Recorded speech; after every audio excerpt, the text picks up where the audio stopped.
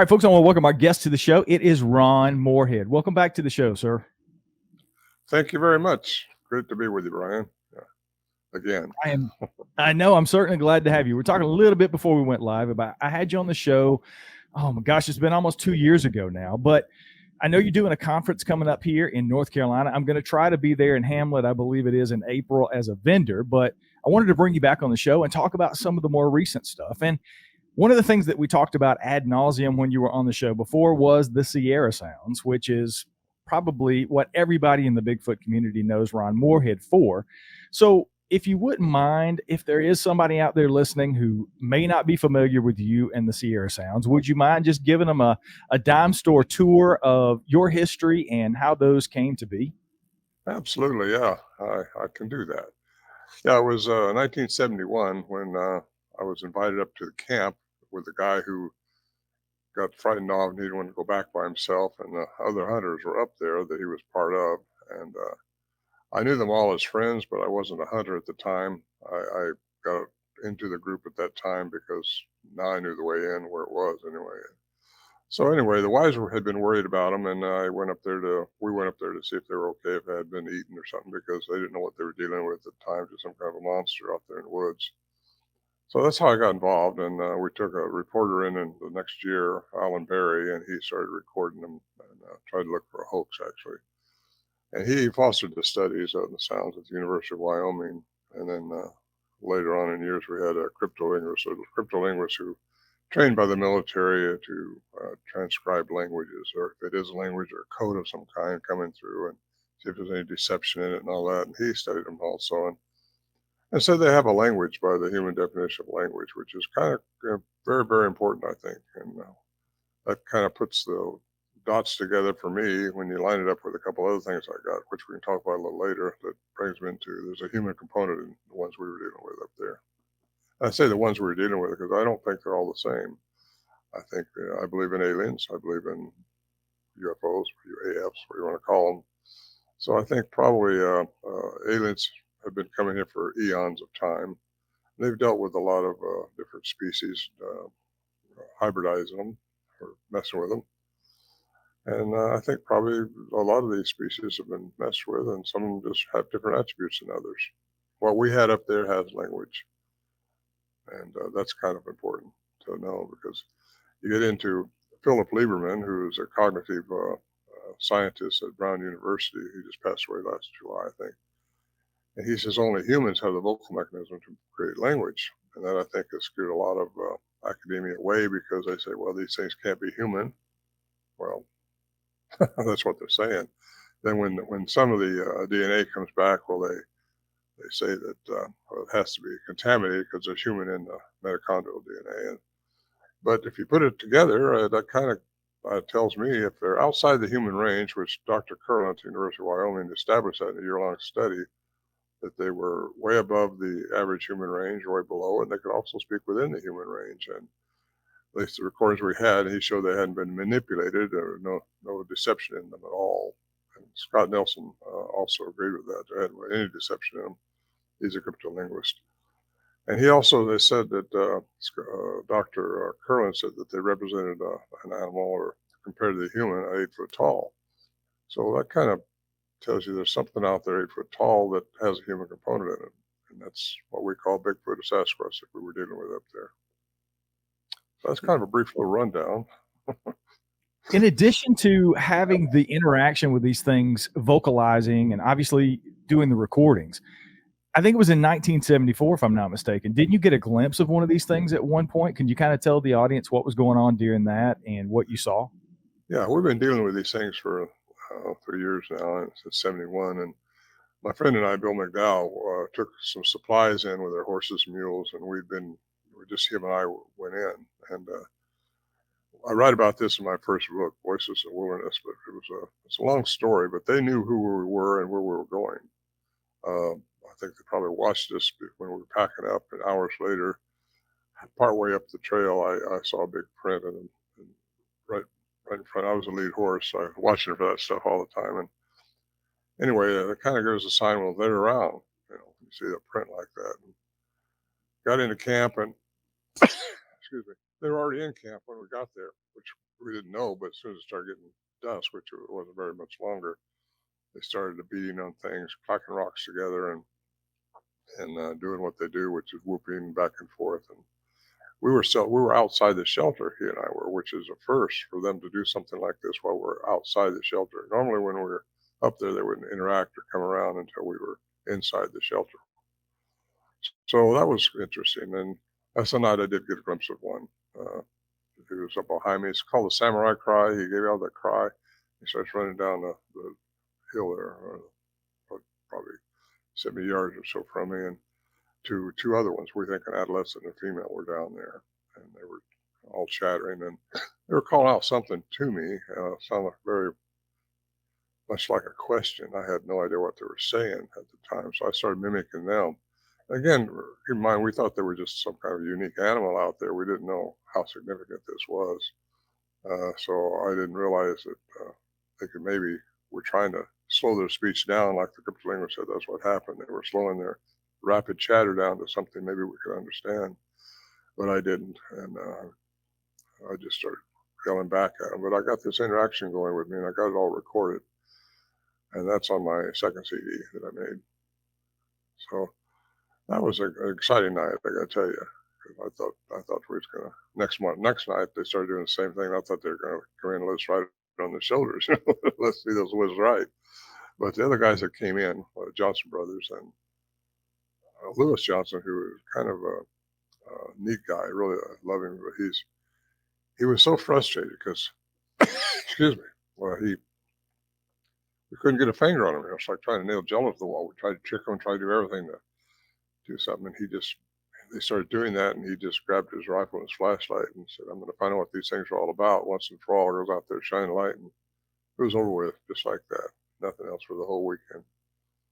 So that was 74, the second night of 74. Well, I wanted to do something a little different for this interview. I know you go through the Sierra Sounds and you get asked the same questions over and over and over again, doing tons of these podcasts. So I reached out to my fan base over the last couple of days and let them know that we were going to do this interview. And I had a ton of fans reach back out to me with some questions. So if you would entertain me with a couple of questions from the audience. The first one is from, well, it was two different people. Jerry and Warren had basically the same question, and it goes like this. Did you experience any UFOs, orbs, or any other strange activity at the camp when the recordings were being done? I'm curious about the anecdotal connections with the two phenomena, especially after hearing a recent interview with David Paulides. So I guess the basic question is, did you have other weird experiences or with other guys at the camp experiencing UFOs, orbs, or any other strange activity while the recordings were going on and you guys were having these interactions? Well, most of the recordings that we had was when we was inside the shelter. However, there was one time outside the shelter when I saw a UFO, a big blue ball. You'd think it was the moon coming down. And I lost it right behind the trees. Just me and one other guy was up there at the time. But yeah, it was all during the same time areas when these things were making their sounds. And we've had other orbs too. Johnson Brothers, Al Berry wrote about this in his book, but Johnson Brothers had some orbs following around above their head up there. And I trust their narrative because they're honorable people. And anyway, yeah, we had orbs. We seen lights, different lights, different times. And when David Paulides went up there with me in 2018, we reenacted he reenacted on that 15-minute segment I have in that Missing 401, The Hunted. And it's this tube of light, about probably 3-4 foot long, comes floating by our tent. What do you do with that? You know, I mean, it's just a form of energy of some type because it was definitely controlled. It was just floating through there. And the shelter had been taken down in 2015, so we'd set up a tent that had an open top to it. And I seen this thing, and I nudged my partner. I said, "Look at that!" And we both sat up and watched that, and watched it till it went out of sight. Didn't know what to think of that, what to do with it, but that's definitely an anomaly because you don't know what they're going to do. You don't know what the intent is or what it's all about. Other than nothing up there surprises me. Nothing. Just a lot of weird stuff went on. And that's one of the things. That's one of the things that has come up over and over on the show is I've interviewed tons of people that have had encounters, and I used to separate it, and I would really make no correlation with seeing UFOs and orbs and balls of light and other weird phenomena going on when they're also having Bigfoot activity. But having talked to so many people over the last couple of years, I no longer do that because I do believe in my mind that there's some sort of correlation with the two things. I don't think they're independent of one another. What is your, since you've had these experiences, what is your take on that? Do you think these things are all connected? Do you think the orbs may some way be connected to the Sasquatch and vice versa? Yes, I do. Yeah, that's been probably 20% of the Bigfoot sightings have a UFO component. UAF, I guess we better call it nowadays. Yeah, in fact, 1888, I think Eureka Times had an article that some rancher and several indigenous people, native Indians, saw this small moon come down and 3 crazy bears jumped out of it. And that's supposedly one of the first written reported in a newspaper. I got that out of Huffington Post 2012 article they had. That was kind of interesting, but yeah, I talked to another guy, interviewed him a few years back, who probably hunts about 10, 12, 15 miles from where our camp is, where the crow flies anyway. And he said he was watching a Bigfoot when he was hunting, and he seen this UFO right on top of this daytime stuff. And he watched it for, he said, about 30 minutes. And so yes, I do think there's a, and I think there has been all along, because I think again, UFOs have somebody flying them, aliens, I suppose, who have advanced technology, and they have messed with the genome of different species on this planet. So some of these things are probably their creation. And some of them, may have evolved from way back before we ever became sapient, and that's how I see it anyway. But I think they've been coming here for probably millions of years. The stuff I've seen all over the world traveling, especially down in Peru and Bolivia, just leads you to know that something with advanced technology has been around here, and you've seen that stuff all over the world now. And also, this media thing is bringing us closer and closer to a lot of stuff that's going on. You hear about it in the media. And Brian Forresters, who I was with down there a couple different times in Peru and Bolivia, he's really versed on the elongated skulls. So I went down there basically to see if those elongated skulls had anything to do with the Sagittal Crest that's reported on Sasquatch up here. And it seems like there's a crumb trail from down there. Incas said they warred with the Mayans and the Aztecs, and then you got the stories of them warring with giants in the north, and that's taken me to Level Caves. I've been there in Nevada 4 times. And then you've got the Minaret skulls, Minaret skull, which was found by Dr. Denton over in the Minarets of California in the Sierras. And he turned it over to UCLA because it looked like a huge human skull. Well, somehow it just disappeared. Isn't that amazing? It's all this stuff disappeared, because even the Level Caves, you can't see the remains of those. Supposedly the Paiutes were warring with the red-haired giants, cannibalistic giants there, and you can't find any of the remains anymore. The Smithsonian or somebody's taken them away because they just don't reveal them to anybody.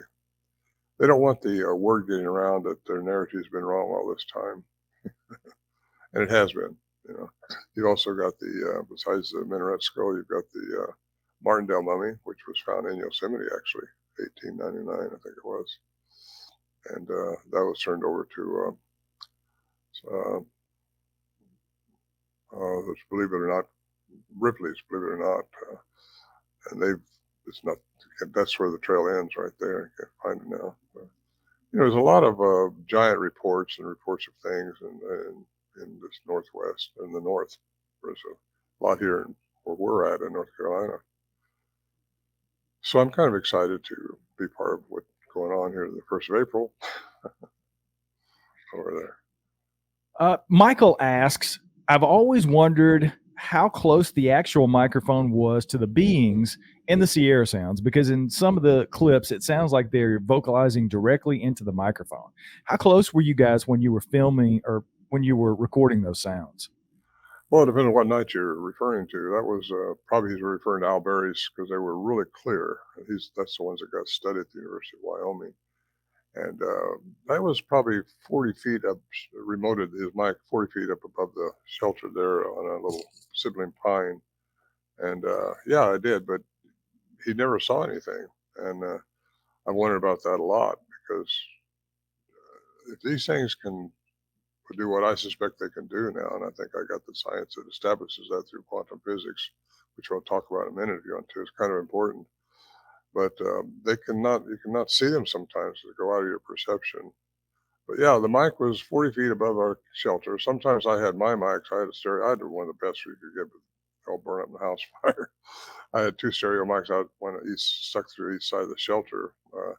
And I sometimes could hear these things through my headset walking around the shelter outside.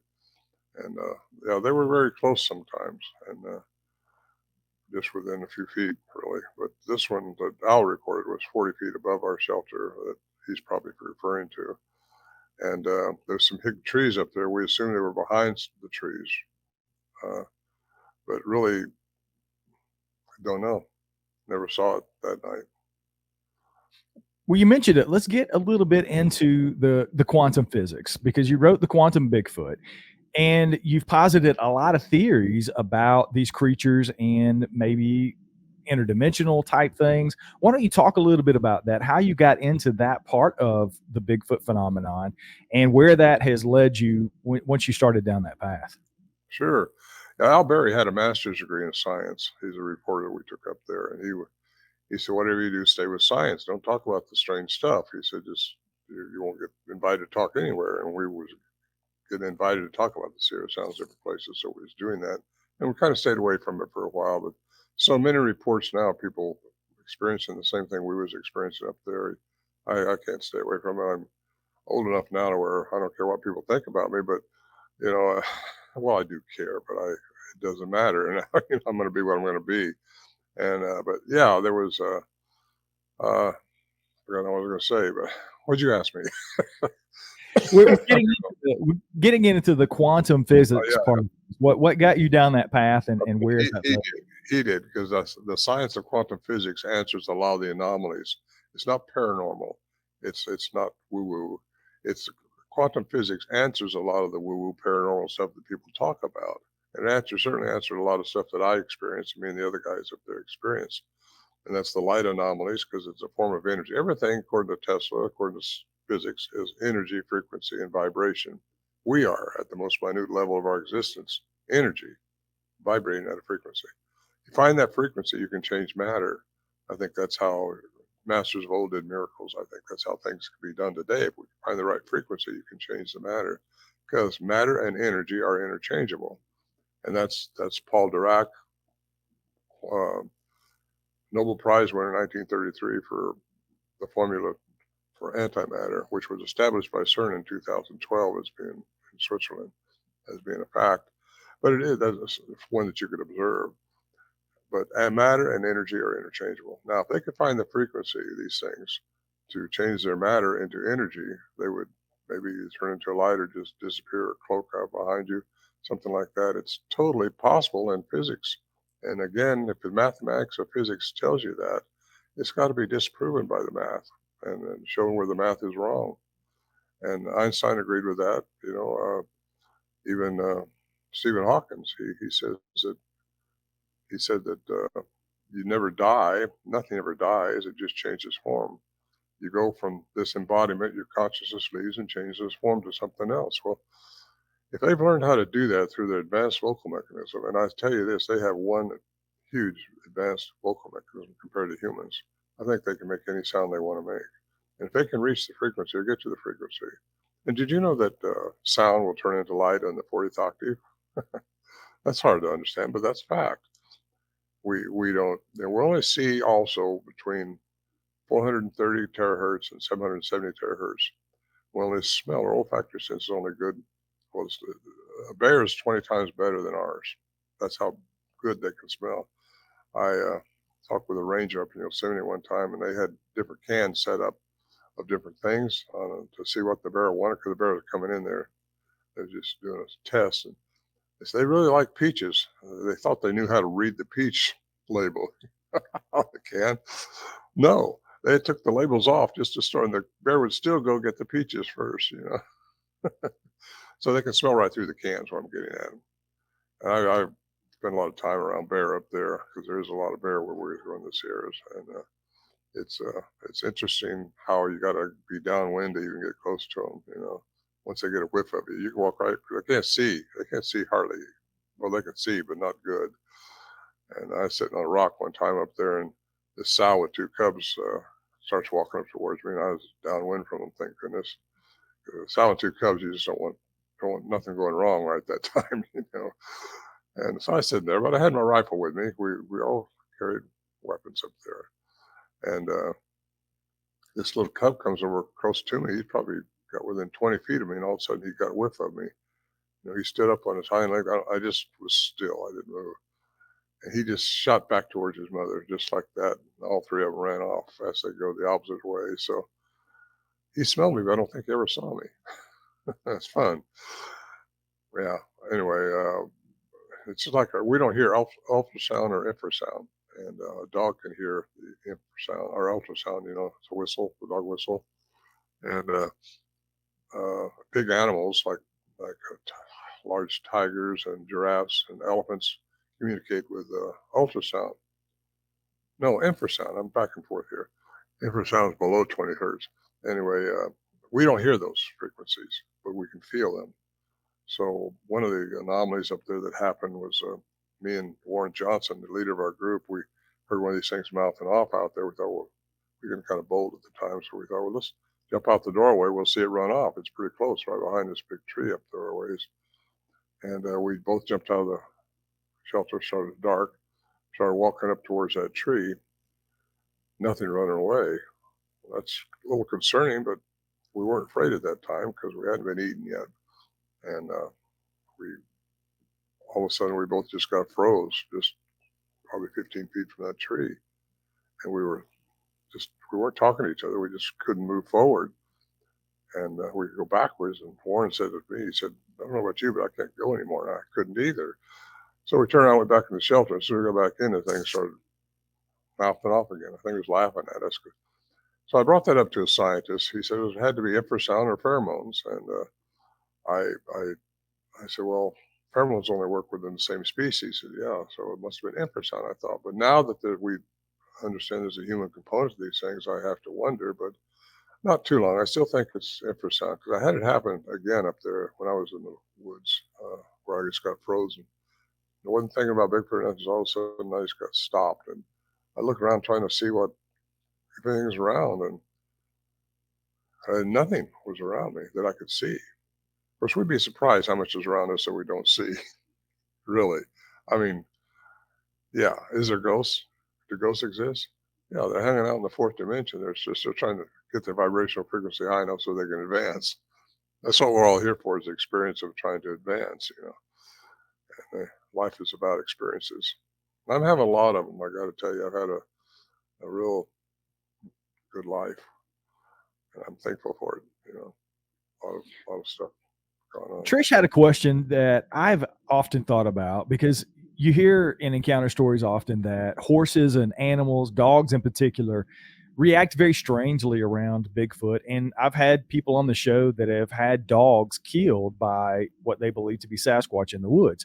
Trish asked the question. She's always been curious about how you guys kept the horses and mules from bolting while these creatures were around. Did you ever see or experience any weird behavior with the animals when these things were communicating Not with when they you? were. No, I think they could freeze them just like they froze us. I don't know, but I know when a bear come around, these things are just the animals are just pawing. But yeah, people say, I had somebody email me the other day, want to know why how do we guard our horses from being eaten by these things? Well, as far as I know, they don't eat horses, you know. But no, I had that question asked a lot, and it didn't seem to bother them. In fact, we've been out hunting, or I'd say hunting, walking day hikes, leave the horses tied up, come back and find some tracks around the horses where these things had been there examining them or doing something. So I think they have a curiosity about the horses, and it's a good question, though. Good question. KK Guitars from Instagram ask, Ron, would you be willing to take part in an ethical research project that would go back up to the camp area with newer technology to maybe, as he put it, find proof or capture proof of your experiences there in the Sierra Mountains? Hmm. Well, when I took David up there, nothing happened. We was up there a whole week, David and his filmer, the Pilates. And I don't expect things to happen unless the people involved have the right frequency in their own being, if they're in the right spirit move, or the consciousness has got to be somewhere right for these things to do what they do. You can't make something happen. So going up there like you're going to find a big hole out of the sky or something like that, these things dropping out of it, I wouldn't look for that if I did. I don't know if I'll go back up there again. I don't know if anybody's been up there since David and I was up there, because California was on fire. Now it's being flooded out, so I don't know what's going on. But I don't know what the trails look like, or I could find a way in. I know I could, but you got to have the right team, and you can't have too many, and you can't have too few. But you got to have the right team with the right mindset and the right just. And I think these things have to get to know you before they want to interact. They want to test you and see what they're going to, if they are still around, which I kind of think they probably are. It's a good area, a lot of water, but a lot of it burnt too. Right where our camp is, I flew over a little plane not too long after the fire stopped. And the area right where our camp is, several acres there, don't look like the trees burned down at all. So, but it was real smoky when I was up there with David. So I can't answer that yes or no. I got to meet the people and see what's going on there. I think it was more of a hypothetical for him, and I think it's not necessarily a really fair question because, again, you would have to know what that consisted of and you have to be careful with these things because other people get involved and you have no idea what their intentions are, and you get into a bad situation. And as far as I know, I think David Pilates is about the only person outside of your group that you've ever trusted to take and show him where the camp is. So that's I've that's one known of those David. I've known David for years, and I trusted him, and he had asked me for years. So yeah, I'm glad I did it, because that camp did need to be documented in a way. I have taken Joe Hauser up there. He's a Montana Vortex. He owns that. He's he's actually a biologist. He was then and still is, I guess. But he bought the Montana Vortex because it was so strange there.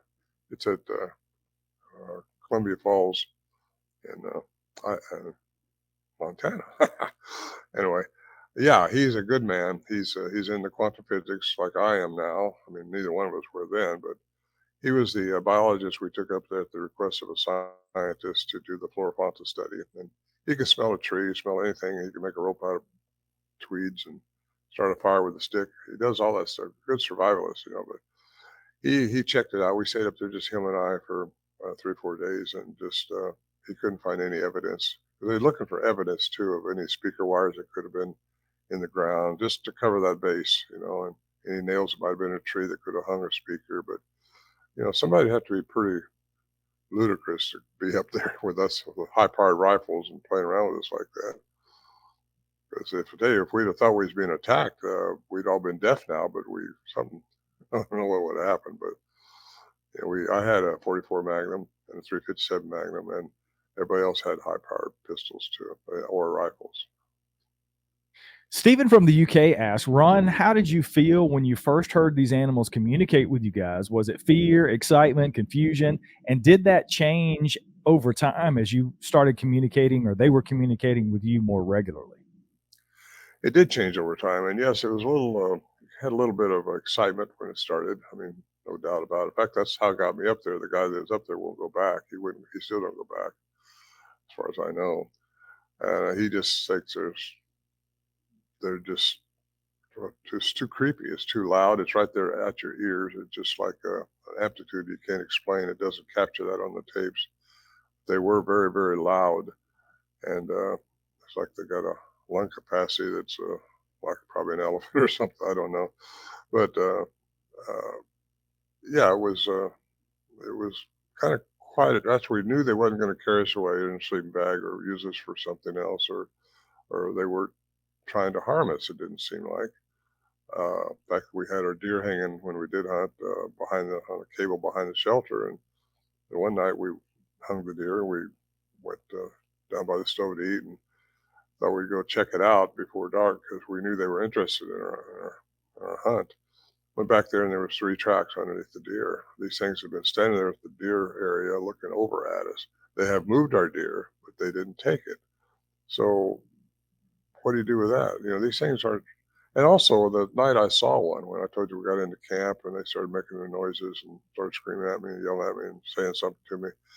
The next morning, I stepped out of the shelter, and just to the right of the shelter, there was Bill McDowell's dust cover from his rifle tilted on a track, which told me it hadn't been mashed out, so the track had been made before we got there. Then later on, we looked up at the roof. Earlier that summer, we had plastic. We put the cables across the trees, and then put plastic over that, and then deadfall over that, and then got some amber alder off over by the spring and laid that up on top, so it looks like a beaver's nest, huge beaver's nest. And there was some. By then, the alder had dried up, and there was some fresh alder up on the shelter's roof, and twisted off. I got a picture of that where it was that big around. I mean, you couldn't do this with your hands, but it just been twisted off, broken, laid up in a shelter. So that was done before we got there, or we'd have saw it. We'd have known. So that's telltale that these things are very intelligent. They kind of gift us in a way. That was a gift, I think. Show us that they didn't hurt us. And I think they were trying to say something to me. I don't know what. And I to this day don't know what they were saying, but I'll find out someday. I thought this was a really intuitive question that Rob asked was, have your thoughts and opinions on Sasquatch changed over the years? And if you could turn back time and go back to when you were recording the sounds, what, if anything, would you do differently, bearing in mind the technology at the time and so on? Good question. Absolutely, things have changed for me. I mean, when we was up there, all of us were looking for the unidentified ape in the woods, and that's what most researchers are still looking for. And they're using Newtonian physics to do it, which is just everything's measurable, predictable. Newtonian physics 1687 is what we all live by in a third dimensional environment. Where you get into quantum physics, which is only 100 years old, it carries on from there because our Newtonian physics does not answer everything that's answerable. So my understanding of science has changed. I mean, I was just a young guy, 29 years old at the time, and we didn't know what we were doing. We just thought it was kind of interesting and exciting. I had no idea it would be what it is today, what I'm doing now. It's changed from just an ape in the woods to there's something more to them, quite a bit more to them. And what was the last part of that question? If you could turn back time and go back, what would you do differently? Yes. Well, if I'd done anything differently, I might not have had the results we had. It's possible we wouldn't have had the results because I think they can read your intent. Your aura. A lot of animals can read auras, and we all have the energy that we put off. And my horse can read auras, or could. I could just think which way I wanted to go, and he'd go that way. Not that he could see my aura, but he just was one. And I would probably do things differently. But then, if I did things differently, we probably wouldn't have had what we had going on. We were all just dumb Americans doing what we thought was right. We was recording when we went up there with these cassette recorders, and Al Berry, again, he's fostered all the sounds and the studies, except the cryptolinguist found it in 2008. He's the one who got to study them secondly, and he said they're speaking a language by the human definition of language, which means a morphine stream of words like I'm speaking now to you. And that's what makes us sapient. That's what gives us what we got. And only humans are supposed to have that. Yet Lieberman says we're the only primate on the face of this planet that can talk. He's wrong.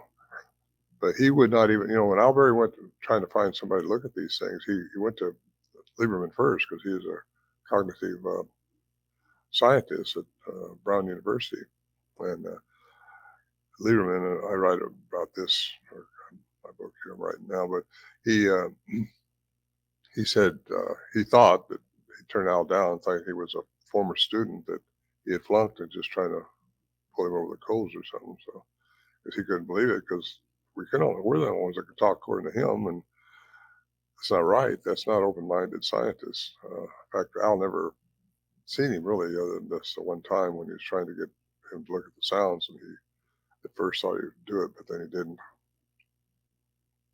I'm glad you mentioned the Morphean streams and talking about the cryptolinguist. There's a question here from Stephen. Please explain what elements constitute a language beyond the Morphean streams, and what's the difference in a military cryptolinguist versus an actual professional linguist? Okay, that's a good question. Yeah, cryptolinguist is trained to listen to any sound to see if it is a language or a code from a foreign government or whatever, to see if there's any deception in the code, just to determine if it's a language, and if it is a language, transcribe it. And that doesn't mean interpret it, that means transcribe it, which until one of them comes out and says, ooga, ooga, there's a tree, you don't know that ooga, ooga means a tree. So he did that, and that's the difference between him and a regular linguist. Cryptolinguist is an art form, and he was a two-time graduate of the school in Monterey, California, which is the most pristine cryptolinguist school in the world, I guess, one of them. And so a regular linguist isn't trained the same way, and so that's what that part is.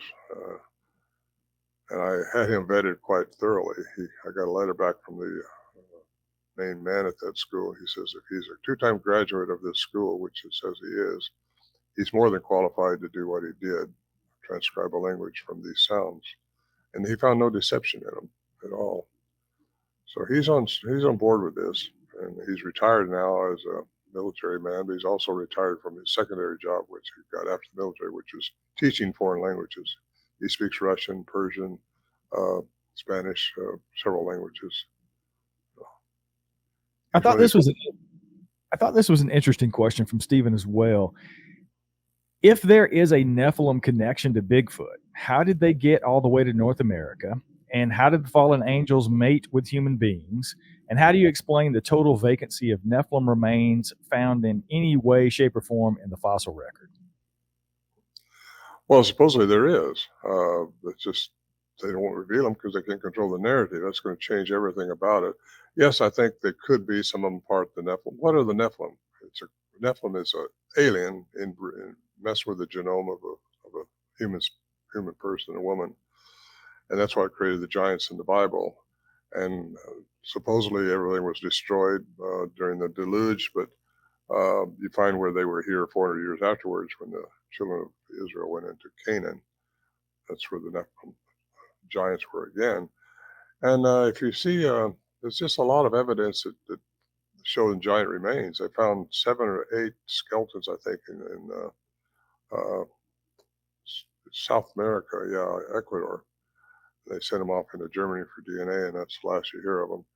It's the last you hear of a lot of this stuff, even like the ones in Lovelock, supposedly the Smithsonian's taken them. And again, if the government can't control it, they don't know how to control it.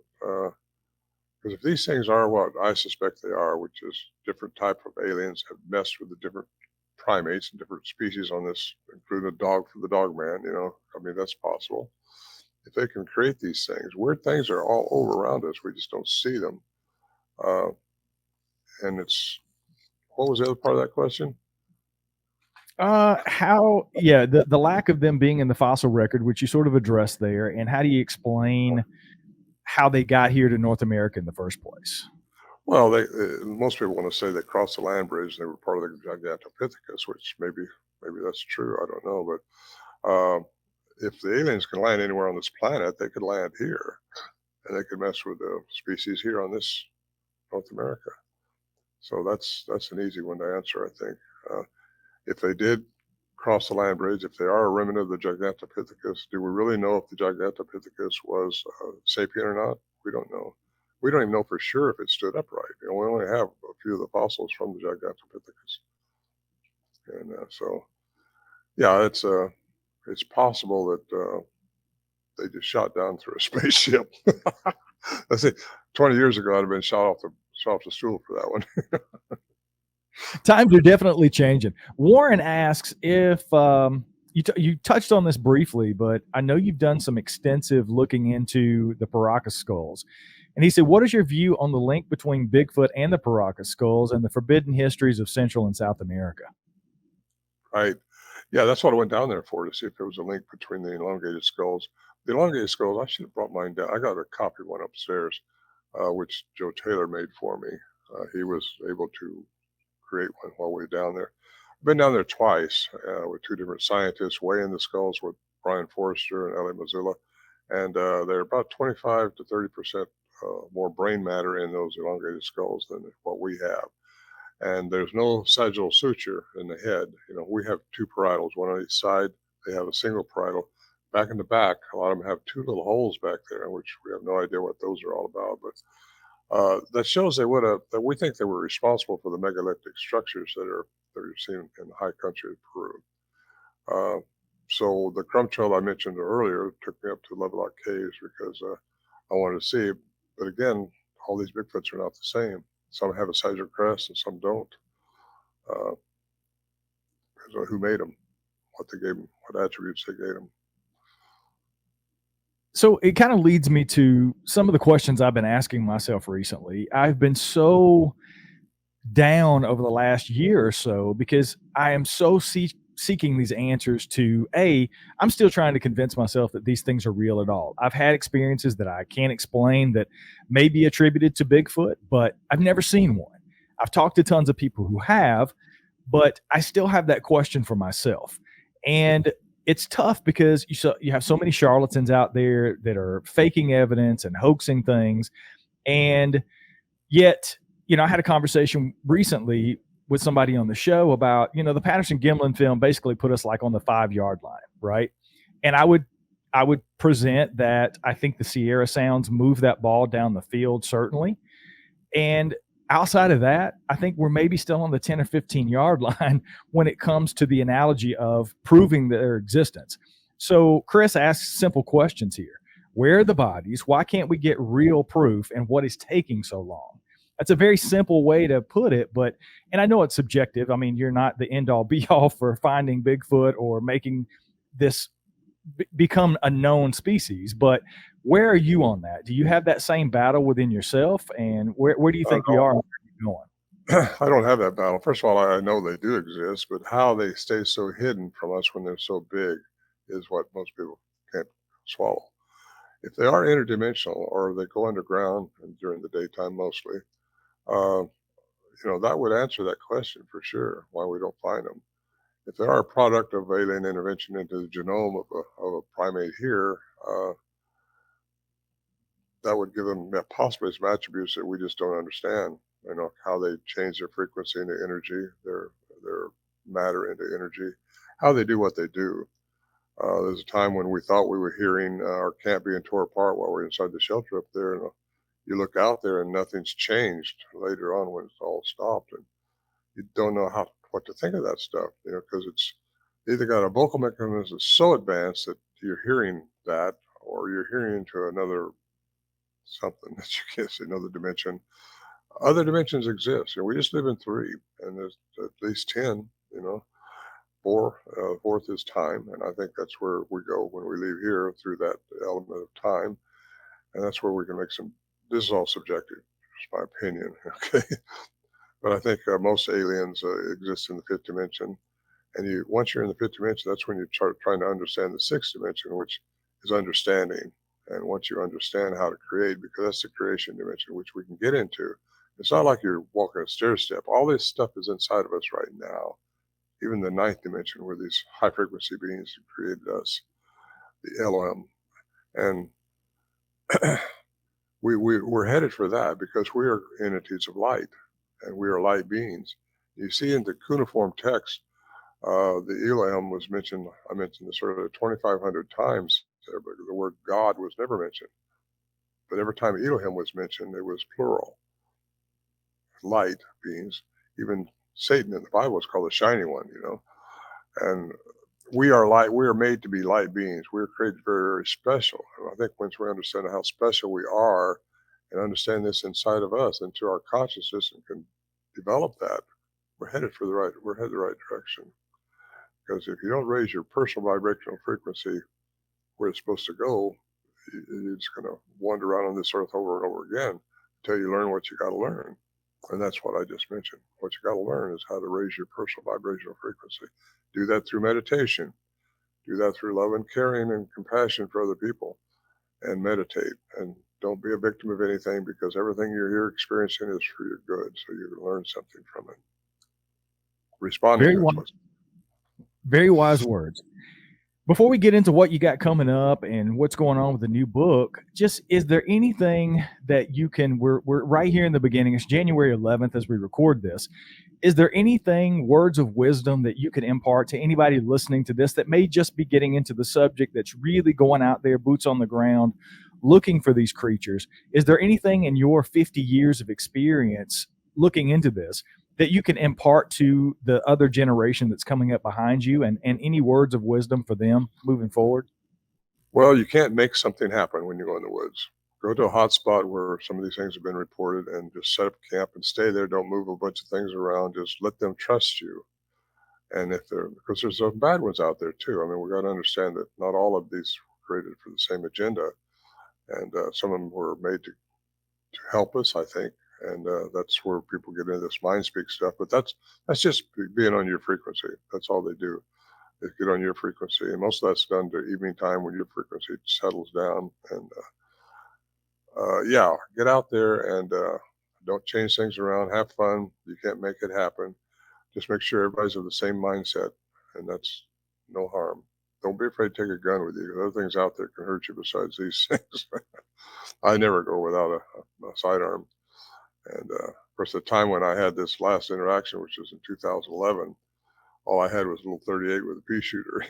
I say pea shooter, bird shot in the first two chambers, and because that's to scare off bear. Because there's a lot of bears, they smell your food, they come around, and we had to shoot one up there once, and that was a sad night. But I say sad, he just wouldn't leave us alone. First thing, he dropped down and charged us, so shot him and skinned him out the next day. And that was, I didn't like the looks of that. That looked like a little person laying there. I say a little person, it's a big bear. It was bigger in my eyes anyway. He's real big when he stood up. He's only about 20 feet away from us when he started coming back. Anyway, he was getting in our food and ransacking our packs and everything. So I forgot where I was going with this, but my stuff for everybody is be calm and try to control your fear, because with stuff like that, don't get up and start shining a flashlight. That'll run them off quicker than anything, because they don't want to be exposed. Let them do what they want to do. Ignore them as long as you can until they start getting close to you, and then start trying to interact with them. And they'll like that. At least they did with me. They didn't carry me away or eat me. And anyway, it can be an adventure. But the big thing is controlling your fear.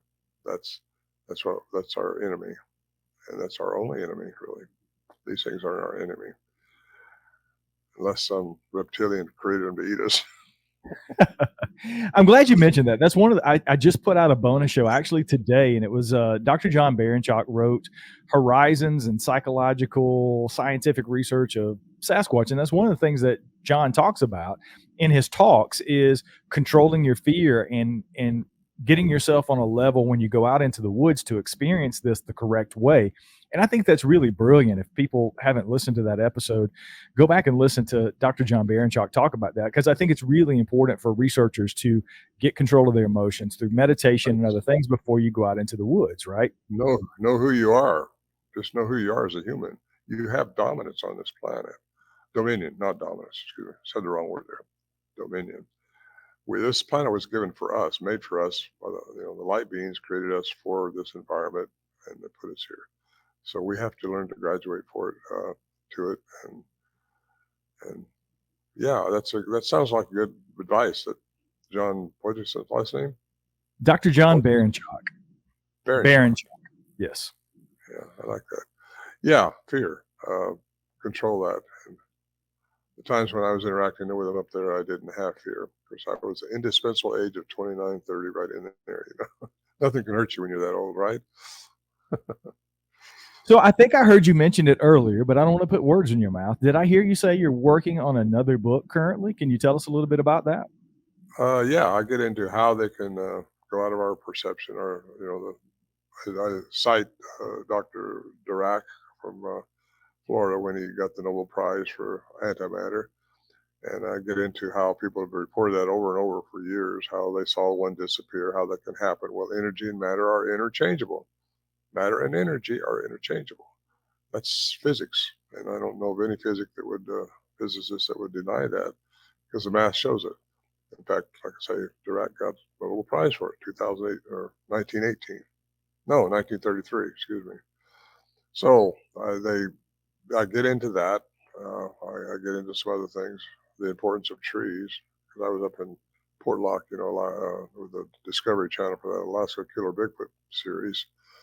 And when I've had so many reports over the years of these things, when people are clear cutting or cutting trees, these things are being seen, watching them, or having a problem with it. I talked to Peter Byrne here the other day, and he had interviewed 10 guys at a lumber camp, which was clear cutting a forest.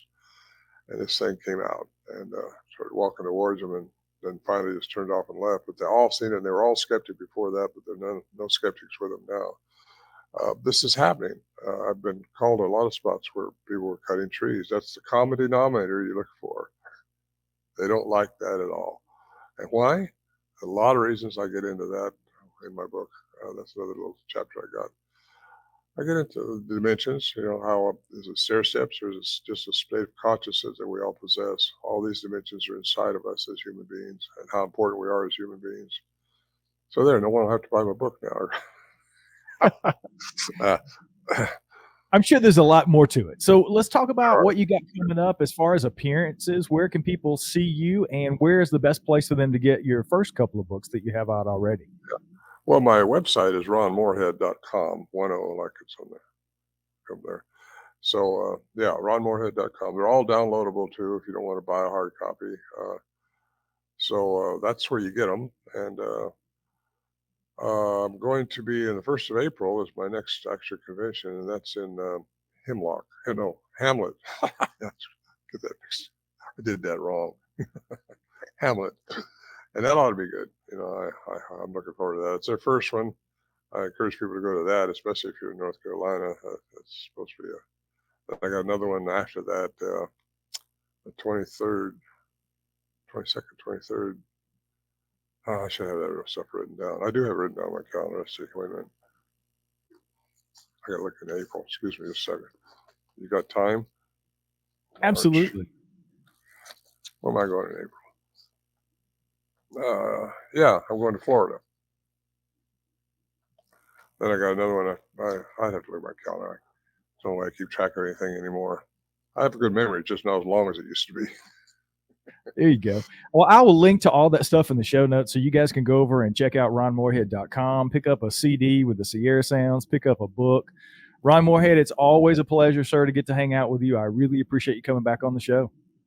Thank you, Brian. I appreciate you asking me.